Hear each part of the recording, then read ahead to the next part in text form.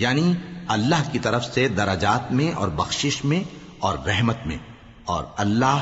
بڑا بخشنے والا ہے، بڑا مہربان ہے۔ جو لوگ اپنی جانوں پر ظلم کرتے ہیں، جب فرشتے ان کی جان قبض کرنے لگتے ہیں تو ان سے پوچھتے ہیں کہ تم کس حال میں تھے؟ وہ کہتے ہیں کہ ہم ملک میں عاجز و ناتواں تھے۔ فرشتے کہتے ہیں کیا اللہ کا ملک فراخ نہیں تھا کہ تم اس میں ہجرت کر جاتے؟ پس ایسے لوگوں کا ٹھکانہ دوزخ ہے، اور وہ بری جگہ ہے لوٹنے کی۔ ہاں، جو مرد اور عورتیں اور بچے بے بس ہیں کہ نہ تو کوئی تدبیر کر سکتے ہیں اور نہ رستہ ہی جانتے ہیں، تو قریب ہے کہ اللہ ایسوں کو معاف کر دے، اور اللہ بڑا معاف کرنے والا ہے، بڑا بخشنے والا ہے۔ اور جو شخص اللہ کی راہ میں گھر بار چھوڑ جائے وہ زمین میں بہت سی رہنے کی جگہ اور کشائش پائے گا، اور جو شخص اللہ اور اس کے رسول کی طرف ہجرت کر کے گھر سے نکل جائے پھر اس کو موت آ پکڑے تو اس کا ثواب اللہ کے ذمے ہو چکا، اور اللہ بڑا بخشنے والا ہے، بڑا مہربان ہے۔ اور جب تم سفر کو جاؤ تو تم پر کچھ گناہ نہیں کہ نماز کو کم کر کے پڑھو، بشرطے کہ تم کو خوف ہو کہ کافر لوگ تم کو ستائیں گے، بے شک کافر تمہارے کھلے دشمن ہیں۔ اور اے پیغمبر، جب تم ان مجاہدین کے لشکر میں ہو اور ان کو نماز پڑھانے لگو تو چاہیے کہ ان کی ایک جماعت تمہارے ساتھ مسلح ہو کر کھڑی رہے، جب وہ سجدہ کر چکے تو تم سے پیچھے چلے جائیں، اور دوسری جماعت جس نے نماز نہیں پڑھی ان کی جگہ آئے اور ہوشیار اور مسلح ہو کر تمہارے ساتھ نماز ادا کرے۔ کافر تو چاہتے ہی ہیں کہ تم ذرا اپنے ہتھیاروں اور سامان سے غافل ہو جاؤ کہ تم پر یکبارگی حملہ کر دیں، اور اگر تم بارش کے سبب تکلیف میں ہو یا بیمار ہو تو تم پر کچھ گناہ نہیں کہ ہتھیار اتار رکھو، مگر اپنا بچاؤ ضرور کر رکھو۔ اللہ نے کافروں کے لیے ذلت کا عذاب تیار کر رکھا ہے۔ پھر جب تم یہ نماز تمام کر چکو تو کھڑے اور بیٹھے اور لیٹے ہر حالت میں اللہ کو یاد کرو۔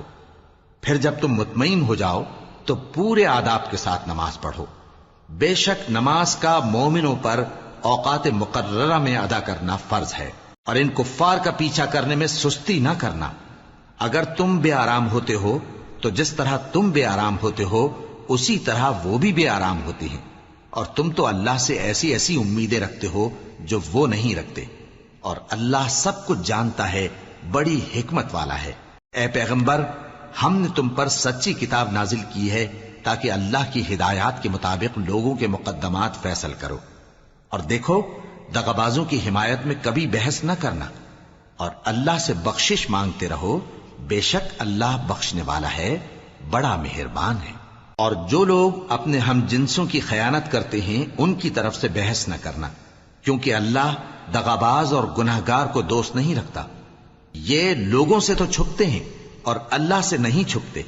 حالانکہ جب یہ راتوں کو ایسی باتوں کے مشورے کیا کرتے ہیں جن کو وہ پسند نہیں کرتا تو وہ ان کے ساتھ ہوا کرتا ہے،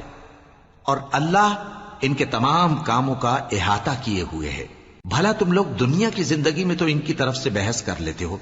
سو قیامت کے دن ان کی طرف سے اللہ کے ساتھ کون بحث کرے گا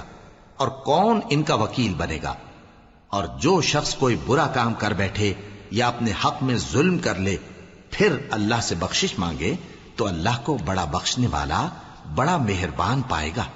اور جو کوئی گناہ کرتا ہے تو اس کا وبال اسی پر ہے، اور اللہ سب کچھ جاننے والا ہے، حکمت والا ہے۔ اور جو شخص کوئی قصور یا گناہ تو خود کرے لیکن اس کا الزام کسی بے گناہ پر ڈال دے تو اس نے بہتان اور کھلے گناہ کا بوجھ اپنے سر پر رکھا۔ اور اے نبی، اگر تم پر اللہ کا فضل اور اس کی مہربانی نہ ہوتی تو ان میں سے ایک جماعت تم کو بہکانے کا قصد کر ہی چکی تھی، اور یہ اپنے سوا کسی کو بہکا نہیں سکتے اور نہ تمہارا کچھ بگاڑ سکتے ہیں۔ اور اللہ نے تم پر کتاب اور حکمت نازل فرمائی ہے اور تمہیں وہ باتیں سکھائی ہیں جو تم نہیں جانتے تھے، اور تم پر تو اللہ کا بڑا فضل رہا ہے۔ ان لوگوں کی بہت سی سرگوشیاں اچھی نہیں، ہاں اس شخص کی سرگوشی اچھی ہو سکتی ہے جو خیرات یا نیک بات یا لوگوں میں صلح کرنے کو کہے، اور جو ایسے کام اللہ کی خوشنودی حاصل کرنے کے لیے کرے گا تو ہم اس کو بڑا ثواب دیں گے۔ اور جو شخص سیدھا رستہ معلوم ہونے کے بعد پیغمبر کی مخالفت کرے اور مومنوں کے رستے کے سوا کسی اور رستے پر چلے تو جدھر وہ چلتا ہے ہم اسے ادھر ہی چلا دیں گے، اور قیامت کے دن اسے جہنم میں داخل کریں گے، اور وہ بری جگہ ہے۔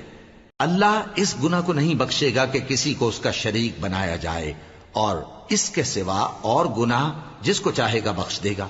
اور جس نے اللہ کے ساتھ شریک بنایا تو بے شک وہ رستے سے دور جا پڑا۔ یہ لوگ اللہ کے سوا جو پرستش کرتے ہیں تو کچھ دیویوں کی، اور پکارتے بھی ہیں تو شیطان سرکش ہی کو، جس پر اللہ نے لعنت کی ہے، اور وہ اللہ سے کہنے لگا میں تیرے بندوں سے غیر اللہ کی نیاز دلوا کر مال کا ایک مقرر حصہ لے لیا کروں گا۔